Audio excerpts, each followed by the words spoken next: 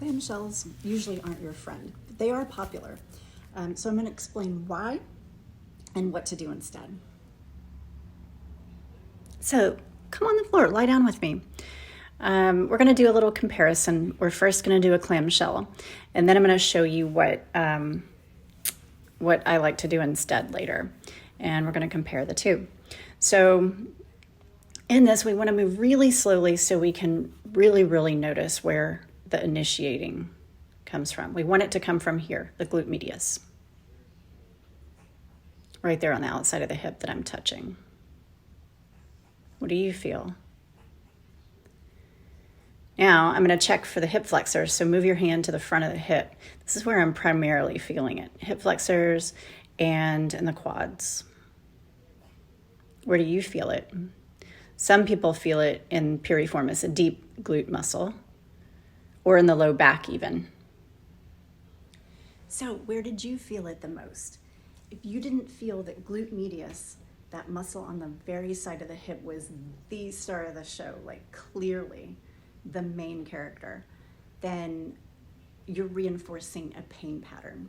A pain pattern is when, let's say you do have a sleepy glute medius and there are some other muscles, maybe hip flexors in the front of the hips, maybe the thigh muscle, maybe deep glutes that are doing more work than glute medius. That's a pain pattern. In other words, it allows glute medius to stay quiet and stay asleep, and it's going to go ahead and those other muscles, maybe even your lower back, they're going to figure out how to pick up the slack for that sleepy muscle glute medius. So now let's do a reverse clamshell. This is a reverse clam. I use a yoga block, but if you don't have one, you can use a big old thick book.